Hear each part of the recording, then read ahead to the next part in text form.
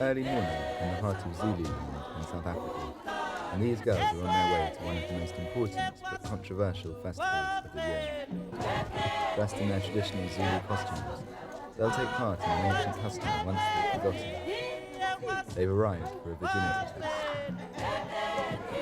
The teenagers want to prove they have abstained from sex and are free of AIDS.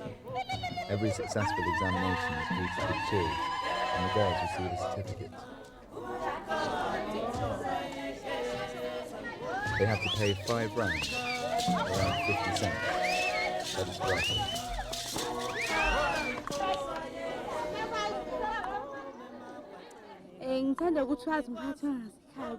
I want everyone to see that I'm still a virgin. I am very happy.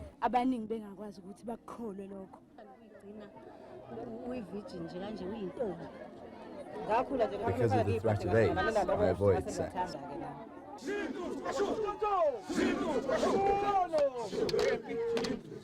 These proud Zulu warriors, the very people who are infecting their wives and other women through unprotected sex, aren't interested in the test.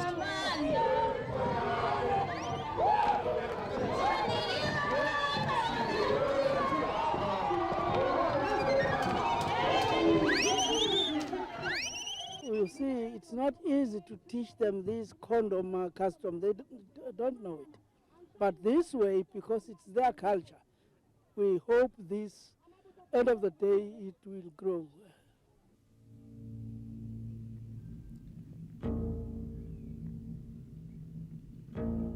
Those who avoid the test will infect more women, and many girls will die because of these young men. Experts estimate almost 6 million South Africans are infected with HIV. Zandile Ntuli is a Sangopma, a witch doctor, who is trying to help the escalating AIDS problem.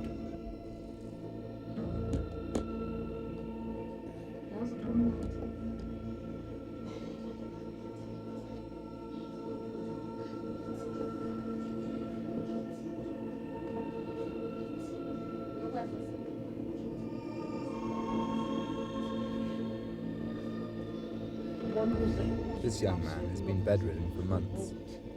He can't get up on his own anymore. Sufferers are discriminated against and often ostracised from their family and community.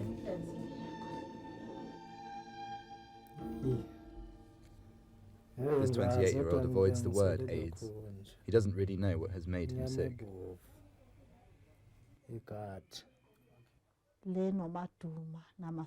I can't help him anymore. He has to go to a hospice so he can be comfortable in his last days. He's been sick too long. He's also got tuberculosis.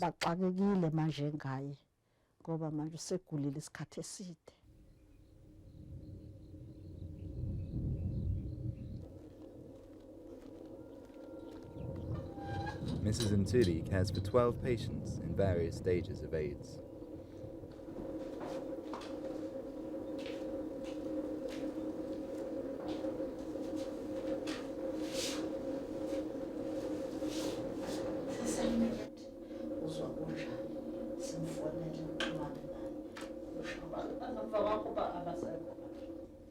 This woman was infected by her husband.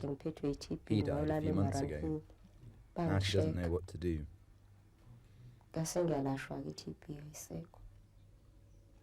The traditional healer is the only person who cares for AIDS victims.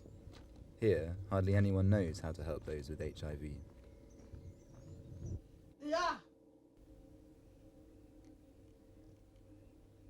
No one wants to talk about AIDS. Fear and superstition are simply too strong.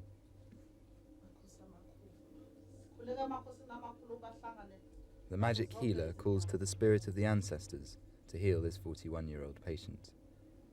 But the only real help she can offer is with coal against diarrhea and with herbs to counter respiratory illness.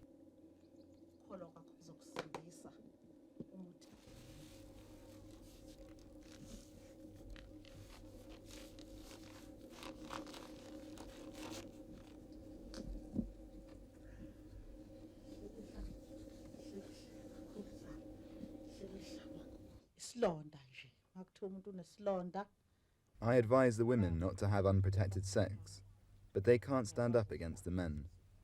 Many do not believe that AIDS can be deadly.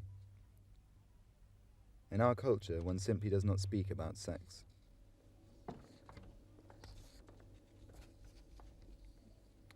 A Catholic nun has just opened an AIDS hospice in this region.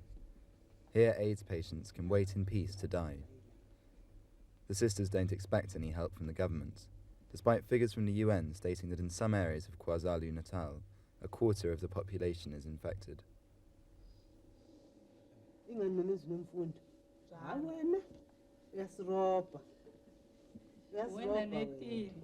It's a great disgrace, or it causes confusion among the relatives or neighbors, because the Africans do not believe that there's something like AIDS. If you have AIDS in African society, you have been wished by your neighbor.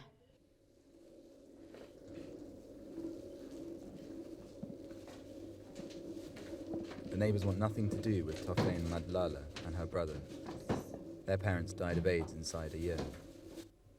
The 17-year-old ended up in jail because of theft. The two don't get any financial support from the state.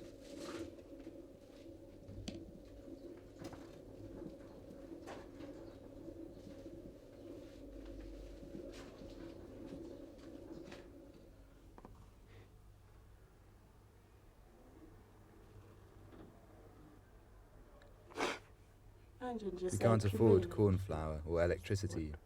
In the evenings, we live in the dark. A relative gave us a little money, otherwise we would have starved.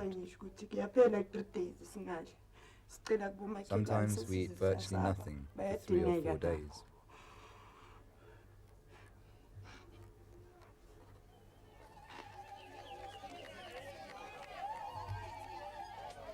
AIDS activists protest. They demand that AIDS orphans should be given €10 a month by the government and should receive antiretroviral drugs.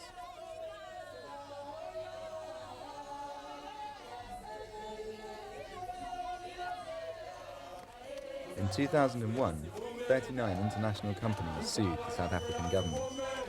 They demanded the import of cheaper, patent-free copied AIDS medicine from India, the so-called Generica. The lawsuit got bogged down in the sand. In the meantime, the industry offered cheaper AIDS treatments. But the government is now being reticent.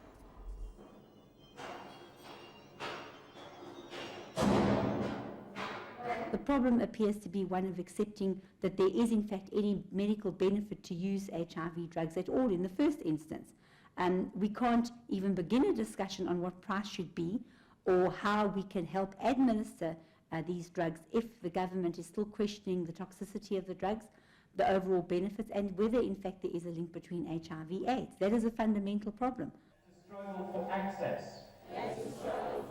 Zaki Ahmed has been HIV positive for over 10 years. His NGO, TAC, the Treatment Action Campaign, works for cheap antiretroviral medicines such as the AIDS cocktail, AZT, which improves the quality of life and extends life expectancy of HIV sufferers. As long as they are not available to everyone, Ahmed, though seriously ill, refuses them himself. For me, it is a scandal that the government has not committed to treating people. It's a scandal and a tragedy. It is every day thousands of people die in our country. The best academic models and surveys show that this year alone 250,000 people will die of AIDS-related illnesses. It's unconscionable, it's wrong, and so on. There's no logical or rational explanation for the government's position, and we would like the government to change that position. In April 2002, Ahmad's organisation celebrated its first success. The highest court in South Africa ruled that the government must make the antiretroviral drug nevirapine available to all pregnant women. The health minister, herself a doctor, put forward the motion in person. Originally, the government wanted to withhold this medicine from HIV-infected pregnant women, even though it lowers the risk of transmission of the virus from the mother to her unborn child by more than 50%. At the press conference after the judicial ruling, the government admits for the first time that HIV could cause AIDS. You say that antiretrovirals will help, and that government will intensify the awareness campaign as part of its comprehensive strategy against the spread of HIV and AIDS. The challenge is to ensure that awareness continues to translate into a change in behavior. In conducting this campaign, government's starting point is based on the premise that HIV causes AIDS. President Thabo Mbeki.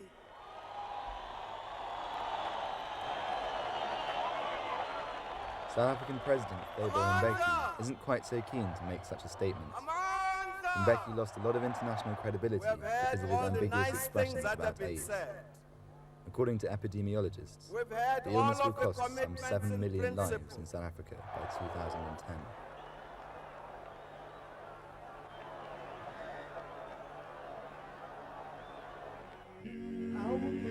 Young men and women sing "Life Will Never Be the Same Again," heartfelt words for those afflicted by AIDS.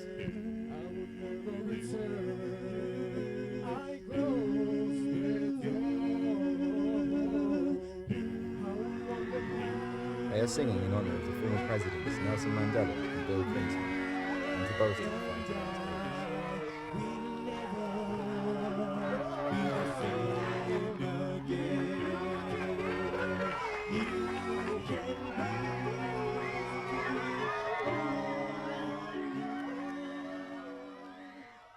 HIV/AIDS threatens to decimate our country.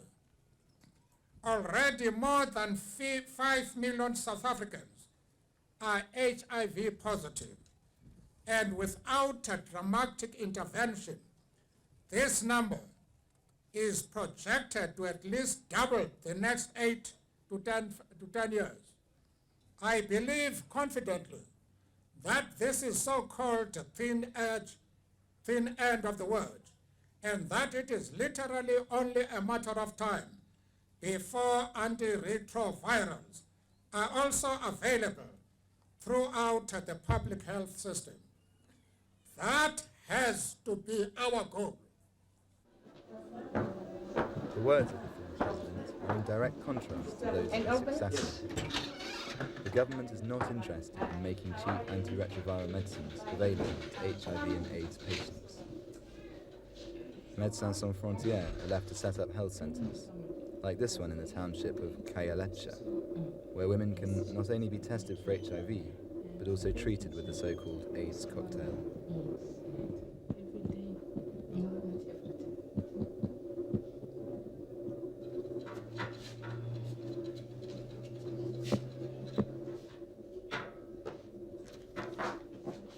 This mother of two was ill for many years. She could no longer work or provide for her children. She was infected by her husband, who died some years ago.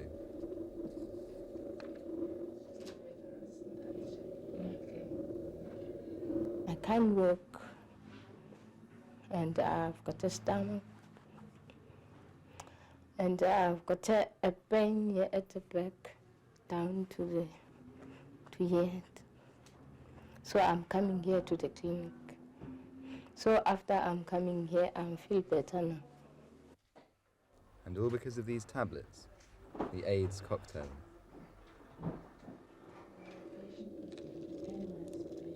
What I don't understand is that, he probably knows that there are drugs against HIV, and that most, 1/10 of the HIV population in the world actually stay in South Africa.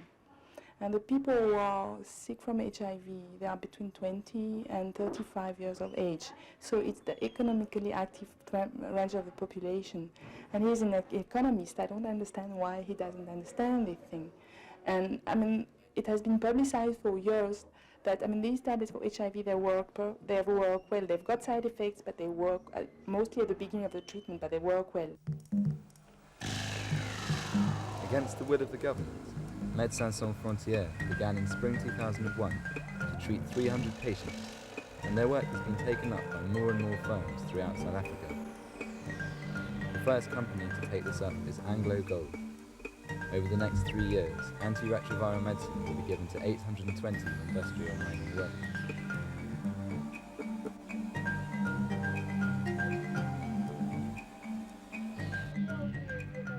There is a campaign to get the men to use condoms, but it generally falls on deaf ears. Local men joke that lollipops aren't eaten with the wrapper on.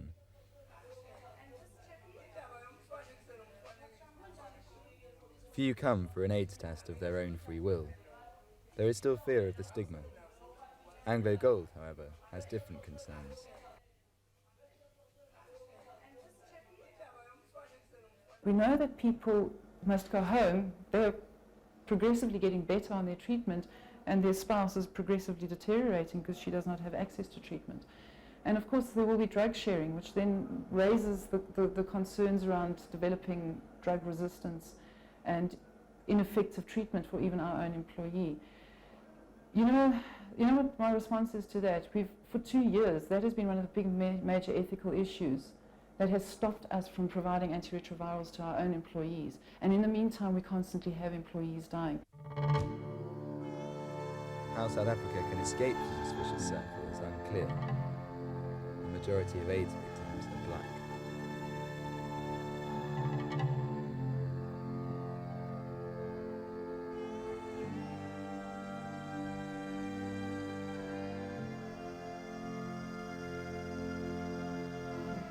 Many families cannot even afford coffins for their dead, let alone pay the funeral costs. Nevertheless, undertakers' businesses are booming. We work very closely with several of the AIDS centres, where we basically pick up their patients once they've died, and we clean them, store them, take them back to the family homes. I would say probably 70% of all the bodies that we store is HIV related. We don't believe the country has seen the real force of the epidemic yet. There's a lot of HIV people around, but we also know it takes a bit of time before people die.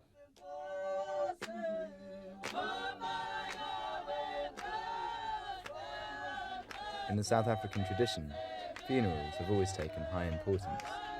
The whole village was invited, and at least one cow was slaughtered, or so it once was. Today there are simply too many deaths. Families can no longer afford expensive funeral rituals. Frequently, the dead are buried in back gardens or near rivers, which are also supplies of drinking water for many. Cases of cholera are frequent.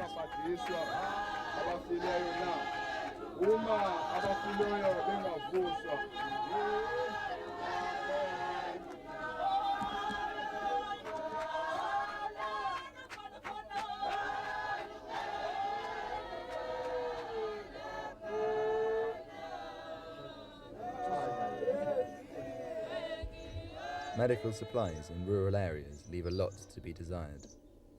Most patients and their families have no money for transport into a hospital. Ever more frequently, Nyangas, medicine men, are consulted.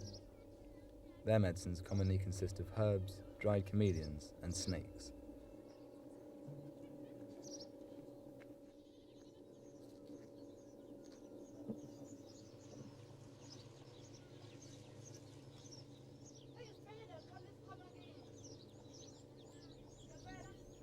Where doctors are rare, or, like here, only come once a month, the first stop for the ill is the traditional healer.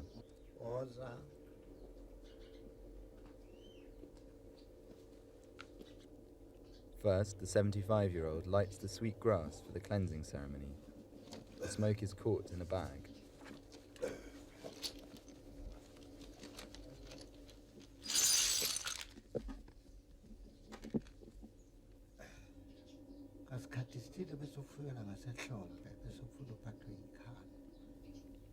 Each screw, each ape skull, the bones, and each shell have its own meaning.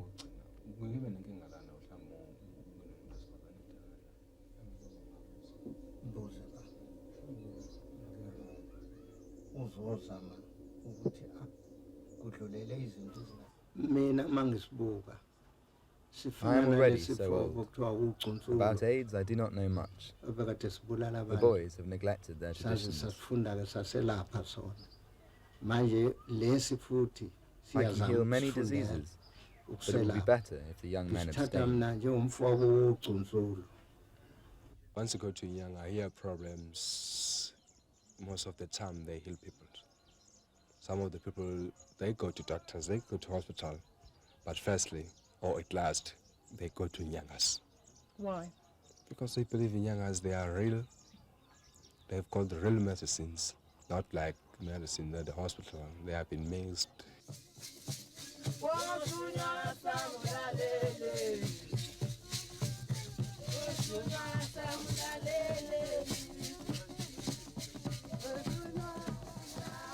Exactly how many witch doctors and healers there are, nobody knows. They do, however, enjoy a high reputation among the population. These healers have come together for a discussion forum to pool their information on AIDS. Approximately 1,800 people are affected each day in South Africa. Only if the silence over AIDS is broken can a remedy be created.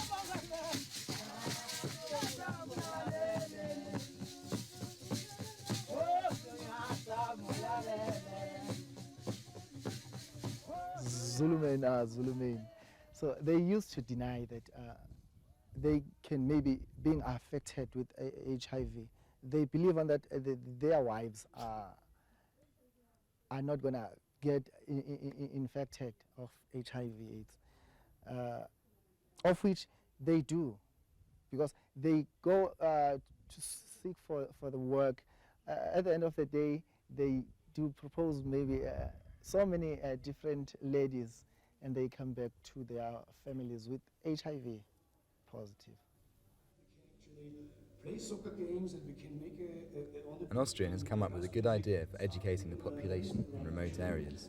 what we are doing is Doctors travel through the centre of the country on bicycles as a mobile hospital.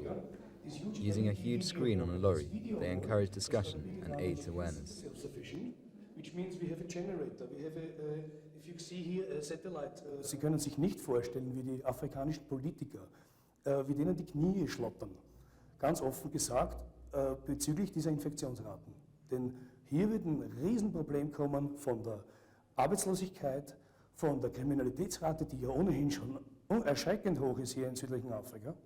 Und es gibt einfach dann eine Todesspirale, die nur nach unten gehen kann, wenn wir das nicht sofort jetzt umdrehen. Und darum haben wir so viel Unterstützung für unsere Wheels. There will definitely have to be a lot of corporates or people being willing to invest in this. But if I think of what's going to happen to South Africa, if we do not stop this AIDS pandemic, then this will be worth what the costs are. In a few months, the lorry should be operational.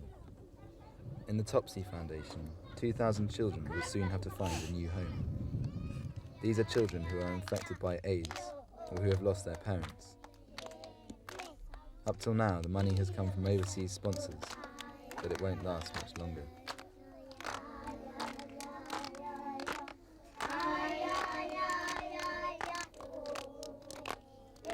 This is particularly the case for the antiretroviral drugs, which Dr. Jana Oosthuizen prescribes for the seriously ill children. The pharmaceutical industry has reduced the prices, but not enough, and the government refuses to pay for anything.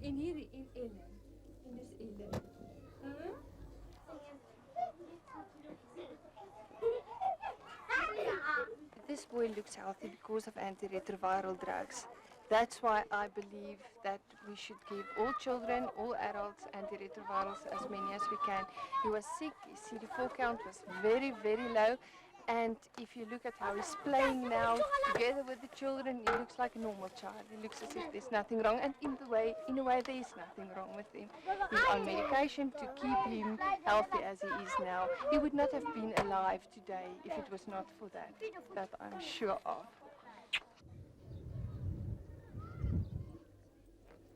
The 29-year-old doctor visits the Saya Themba settlement, about an hour from Johannesburg. Dr. Oosthuizen treats all who come to her, even those not sick with AIDS. In this way, she prevents people being identified as HIV infected.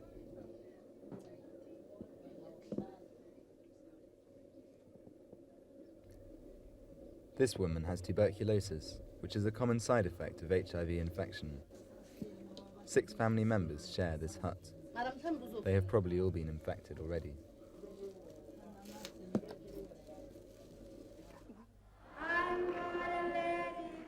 The Minister for Health, Manto Shabala, and Vice President Jacob Zuma light a candle in memory of those who have died from AIDS. Zuma warns South African men against believing in the legend. There is a possibility that the increasing attack on infants is based on the tragically mistaken and wrong belief that raping children will either cure a man from AIDS or prevent him from being infected. Some of the rapists have been apprehended, and government will continue to do all in its power to deal with offenders. South Africa has the highest number of child rapes in the whole world. NGOs claim that 1 in every 3 children is abused.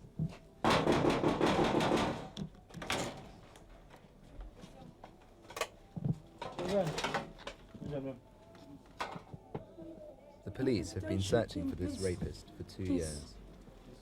According to them, he was able to go free after his offence because there was no proper procedure to deal with it. He had brutally abused a 13-year-old near a bus stop.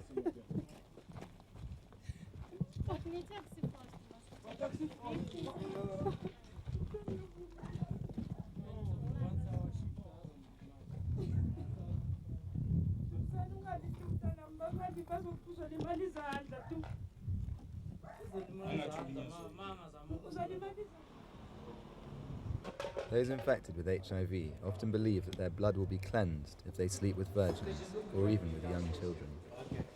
Due to this, the AIDS epidemic is claiming ever younger victims.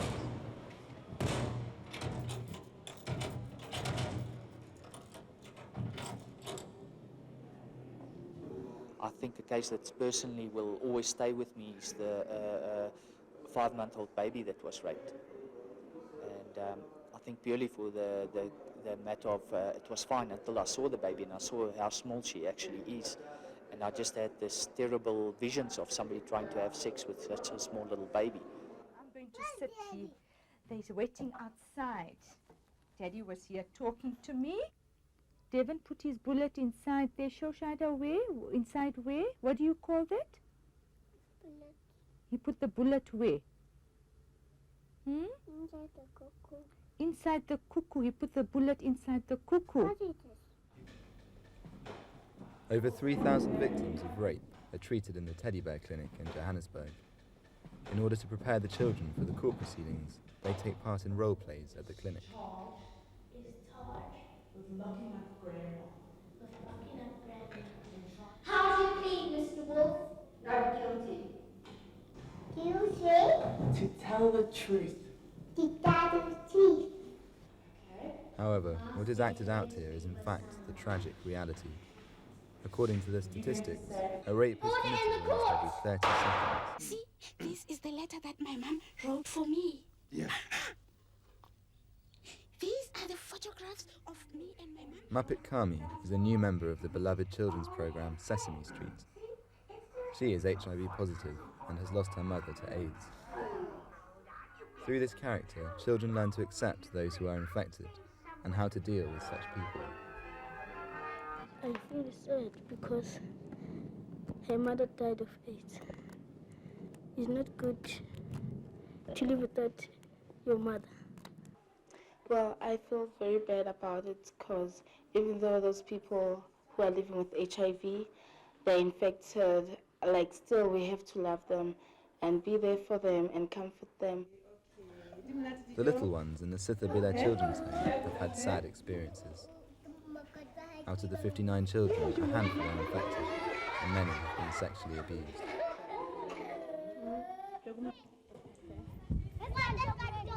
The children have found a new home with Abitile Mazana, a 50-year-old former teacher.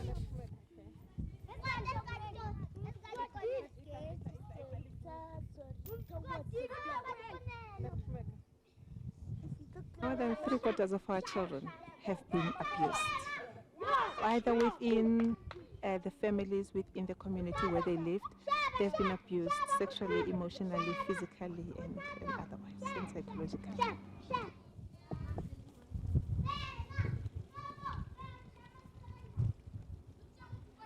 In rural areas in particular, the level of rape is extremely high. Most farm workers receive the same pathetic wage today as they did earlier on under apartheid. They earn around €40 a month. For South Africa, this is too little to live on. Thabisile visits a family. The parents and their 4 children live in a single room. The baby is 3 months old. The 14-year-old daughter lives in a children's home. She claims that her father raped her here.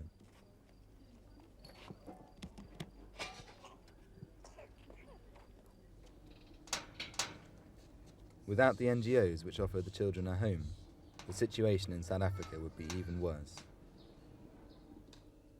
Elizabeth found a refuge here. She was raped and gave birth to her first child when she was 12 and her second when she was 17. The rapist lives on the farm. He has infected both her and her children with HIV. She actually found the very same guy with another girlfriend. And then he was like sleeping with both of them in one night. She had to sleep with this one on the bed and then he had to sleep with her on the floor. That's how she got pregnant. He raped another girl and then he was arrested. He only stayed 2 months and then he was like out again. 12 AIDS-infected mothers and 27 children, 7 of whom are orphans, live here. While the others are still sleeping, Manini gets herself ready for school. The 12-year-old is the only one who is HIV negative. However, she is dependent on living here. Last year, her mother died from AIDS.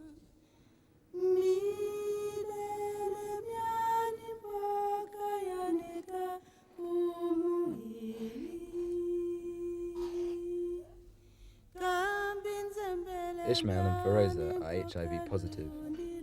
Like all those sick with AIDS, every morning Ishmael has to take his medicine. Not the antiretroviral drugs which could prolong his life. They can't afford those. Only multivitamins and drugs against respiratory illness. At least they are all getting 3 meals each day.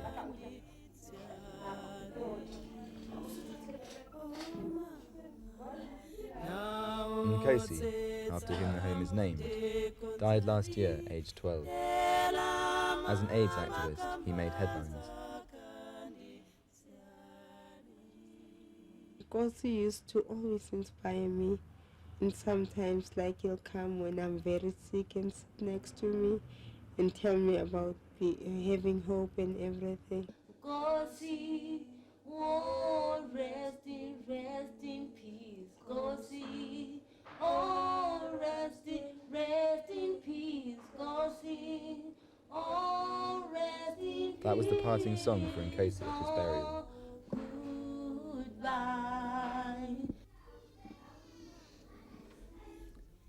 For Ishmael, death is already something real. Every day after school, he runs to his mother's bedside to see if she is still alive. Ishmael knows that he is HIV positive and that he won't grow old. At least not as long as the South African government denies him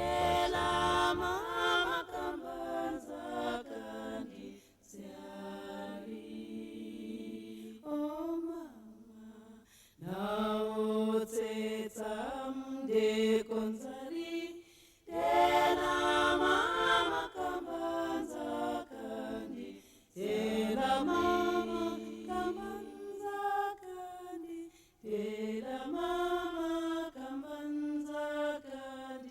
medicine.